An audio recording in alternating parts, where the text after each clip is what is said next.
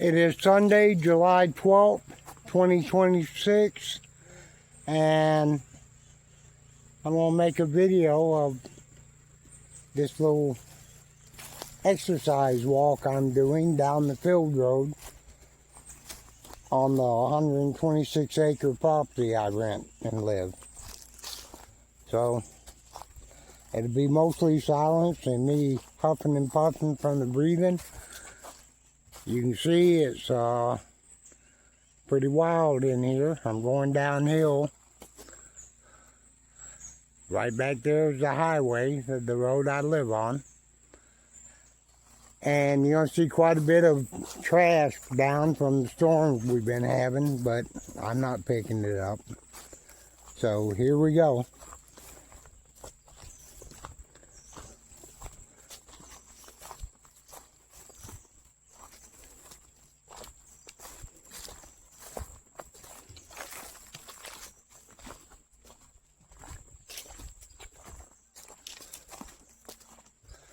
You can see the storm damage over here on the right from limbs blown down the last storm, or one of the last. It's still a little green on it, so it's probably the last.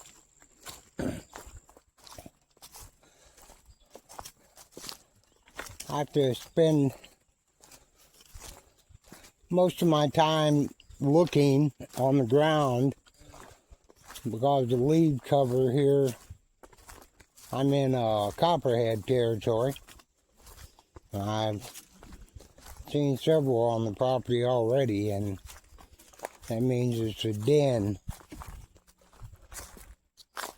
somewhere in the area. And they blend in almost perfectly in these leaves. Unless they move, you won't never see them. And I'm wearing shorts with just socks on top and some sport shoes, so I get struck, I'm probably going to get some venom in me. So I need to watch. Here's cable to keep the hunters out from bringing their vehicles and stuff down in here. Of course, they pretty much stay away from here anyway because I live up on the hill, and already made it clear I will not tolerate people taking my time. They can't hunt, period. End of discussion. Go buy some land and hunt to your heart's content.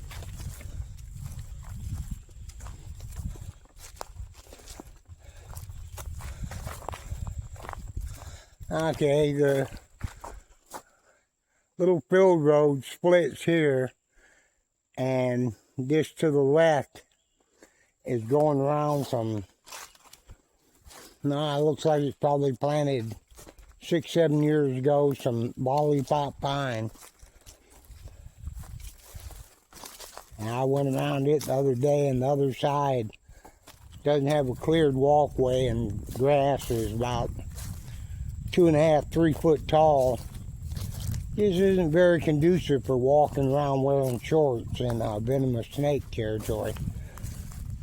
We have, as I said, the copperhead in this area. We also have the cottonmouth in this area, though you can sometimes see them around here, but usually they're down a little closer to the water. We have what's called a velvet tail or timber rattler in this area. They're usually no problem. If they hear me coming, they'll get out of the way. And if not, I'll hear them rattle before I get in a danger zone. Okay, here's I'm not sure what kind of tree it is. Some fresh damage. I didn't hear the wind get up last night. Obviously it did, because that wasn't here yesterday. But you can see the shot off in the side of the road. You can see the timber's down. And quite a bit of storms through here. Oh, climate change? What is that? Yeah. Time to wake up, people. No, we're not completely at fault because of climate change. Yes, it is periodic, but we can accelerate it and make it worse. Something to think about.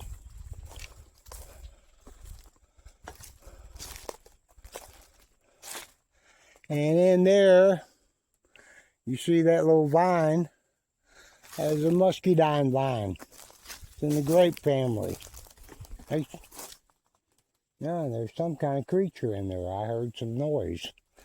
Oh well, I don't care. I'm not going to bother it. I'll leave it there. Probably a snake moving.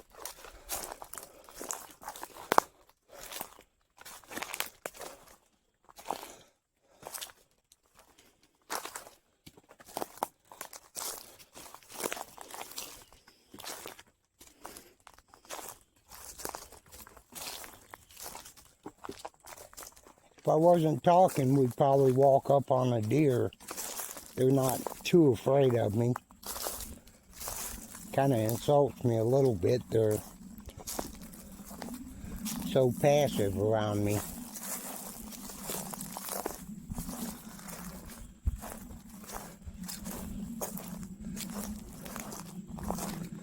But as part of the territory of being an introvert, animals and children are drawn to us like magnets because they know we're harmless and we don't put all the silly demands on them that you extroverts do. They don't have to perform.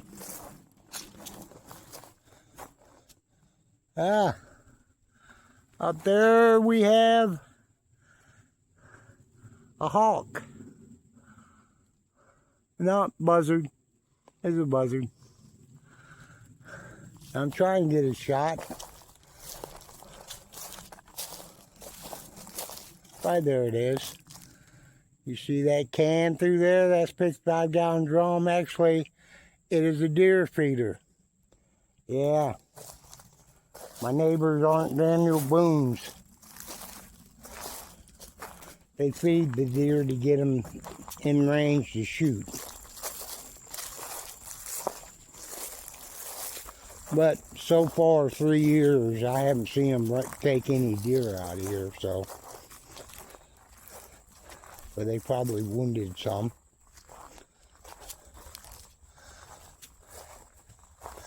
And I don't know why this little pines are so small over here.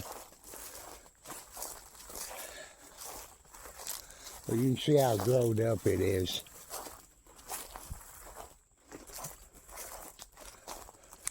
I saw 2 snakes yesterday. Maybe we'll see one today, but then again, I'm talking.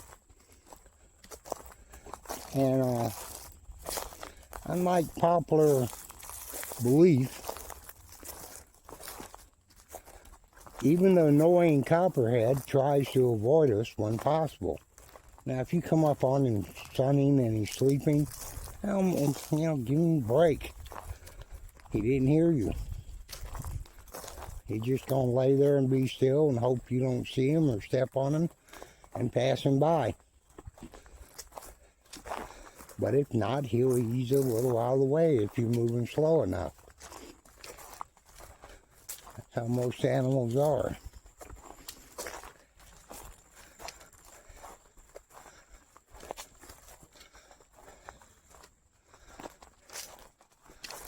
Got some more muscadine vines on a fallen down dead tree.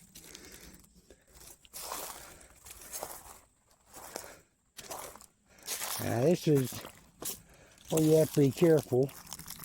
It can be a snake laying on the back side of a log, and when you step over, you get bit in the back of your calf. So you have to be aware of things like that.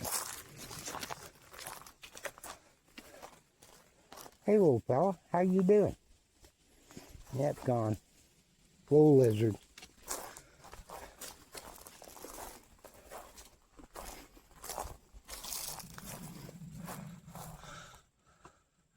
More rubble from fallen trees. And you see them leaning and blowing.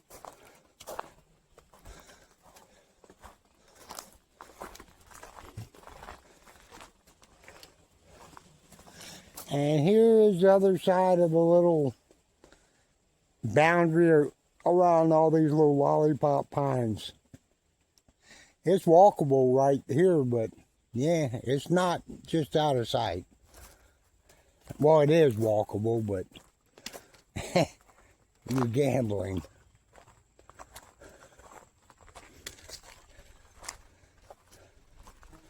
Snakes are hard to see unless they move. Even a solid black rat snake or black racer. Saw one of them yesterday right back where I shined that camera back in there just a minute ago. They're hard to see and they're solid black. They don't move, you're probably not going to notice them. And I guess it's instinct for them to freeze. We're going up a little rise here, so I'm going to probably slow down. I'm 75. I can't skip up these hills and hollers the way I used to.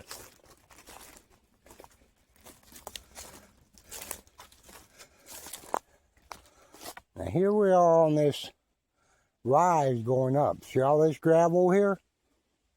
What's that tell you? Look at it. This used to be underwater.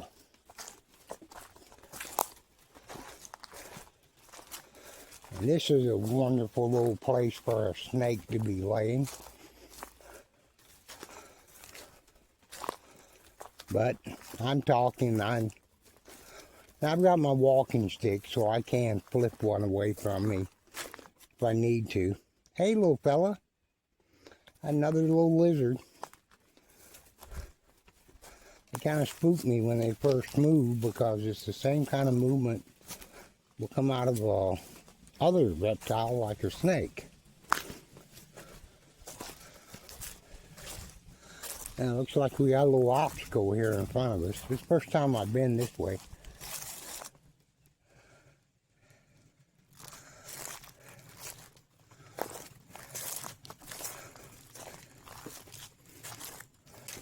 Well, I say first time. I've been through here, but it was back when I was a teenager. We walk over here to the beaver pond. We'd go swimming back before the waterway came through. Yeah. I slowed down then because it was a wet leaf down there that looked like it could have been part of a snake. Well, this is fun. Now, there's a lot of traffic right under here. Something's been crossing right here at this particular point quite a bit. The ground's disturbed. Probably coyote, fox, raccoon. Well, I got to step over this. Oh.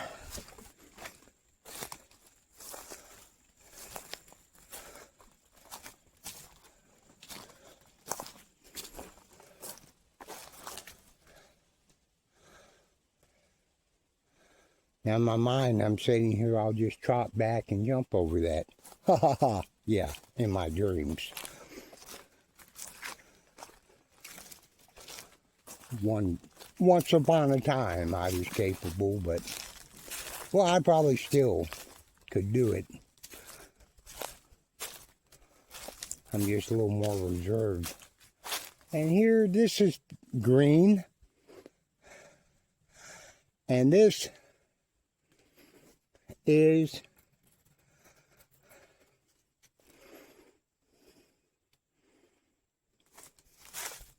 a sassafras tree, and it's freshly blown over. Now that's what's so erratic. This isn't a very big little tree.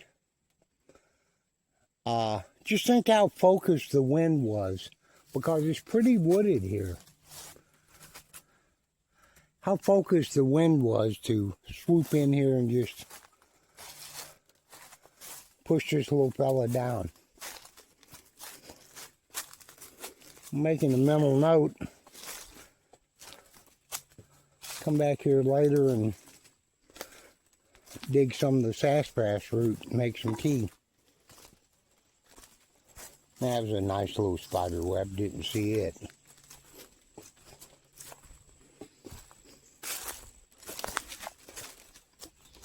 I wish I'd see a coyote flanking us. If we come across one, it will hang right way back at the edge of vision.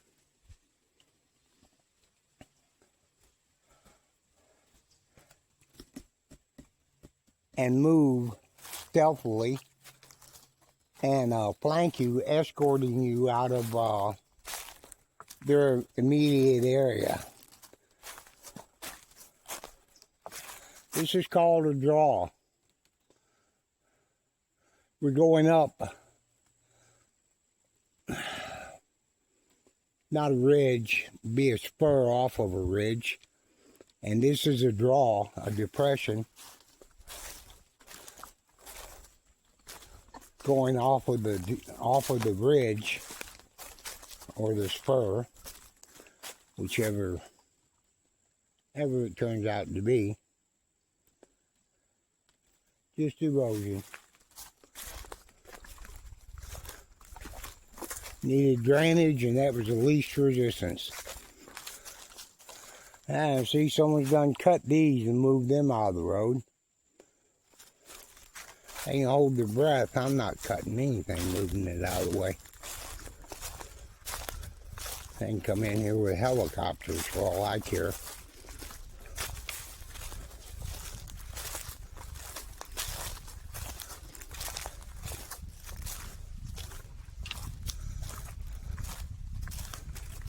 Now it's nice and cool in the shade. A lot of bugs though.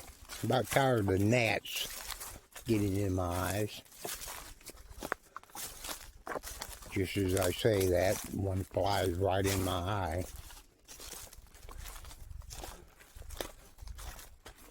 And here's another draw coming off this little spur. And here's coming up, looks like, to the main top of the spur. Yeah, we're coming up, we're getting on the top of the spur now. Nothing but woods. It doesn't look like the wood's been cut in probably, I guess, from the trees I'm seeing, I'm going to guess probably 30 plus years, 30, 40 years. There's a big old pine tree, got blown over.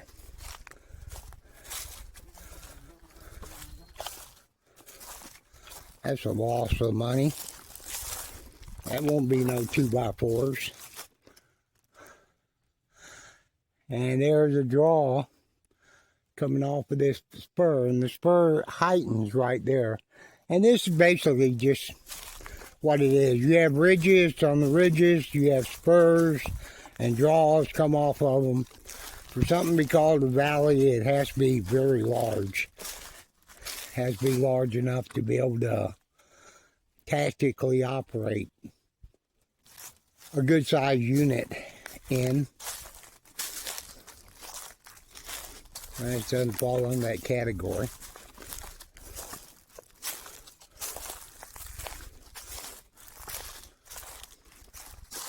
Now, that tree was blown over a long time ago. Wow, I've been doing this 20 minutes. Yeah. My body's telling me it's longer than that, but keep going, body. There's a big old oak tree blowed over. I'm not going to walk up and see how tall it was, but I can't see the end of it. I can see the top of it, but the end of it somewhere down in that spur. Ah, and someone's got a deer stand.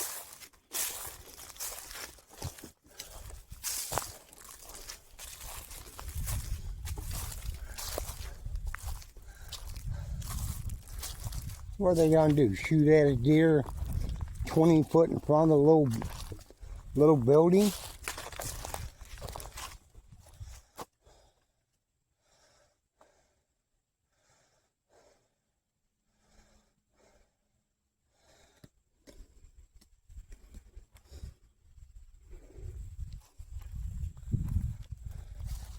I'm getting into some sunlight up here.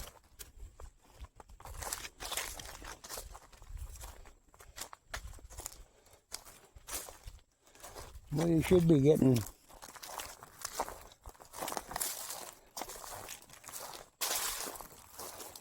fairly near to the old duck pond. Of course, it'd be down at the bottom.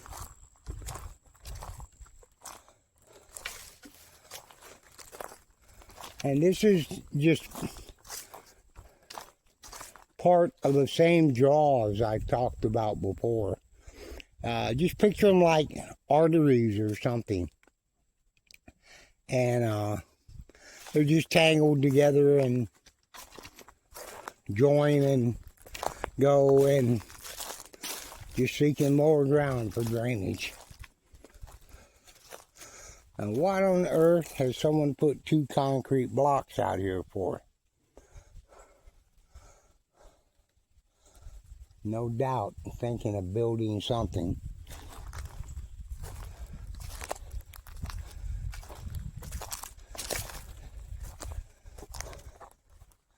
And here's a little road, looks like it skirts this little loblolly pine area. I mean, what this is, this opening here, you see the hardwood around the sides, edges. This is where sometime not too long distance, someone had someone come in and cut pine out. And this pine, about 15 years you can make the first cut and start making money off of it again. Here's some water. Let's go over here and look. This is a spring. And this is a perfect place for a snake to be laying somewhere. Because water is scarce, especially up on top of hills. Got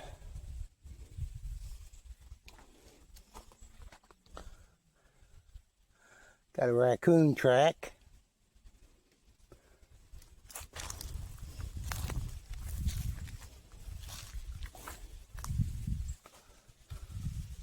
There's an old deer track.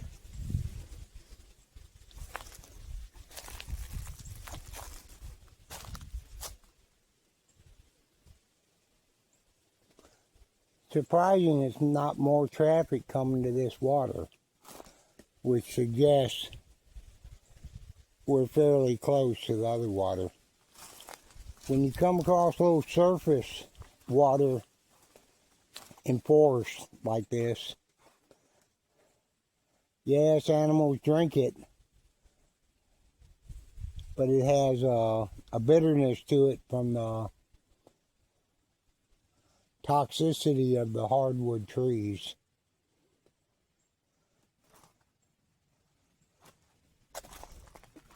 A lot of tadpoles in that water.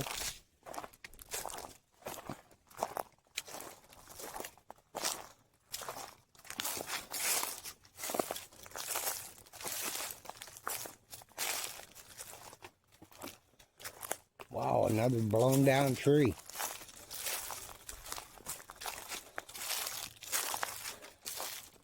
You know, already just from me talking about blowing down trees, and this only includes the few big ones I've seen.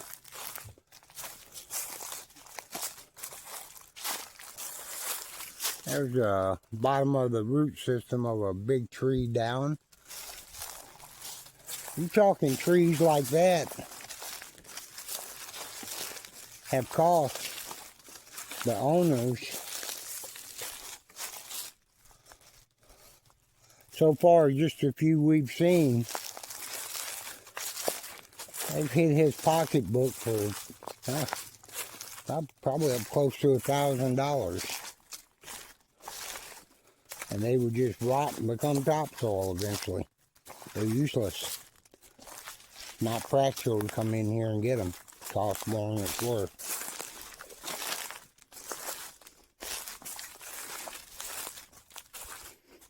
Yeah, I smell water.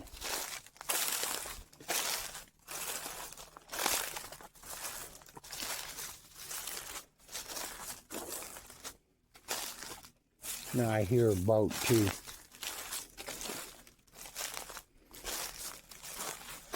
And that is a good time for me to stop for a second. Been 30 minutes, or 26 minutes. I'm going to stop, take a drink of water, and I'm going to turn around and go back. I haven't been doing these walks long. And like I said, I'm 75. I'm filming with my cell phone, so I've got communication with me. But something could happen. You need to get too far off in the woods. As I speed up, if I do this again, filming, I won't talk as much, and I'll travel a lot further faster.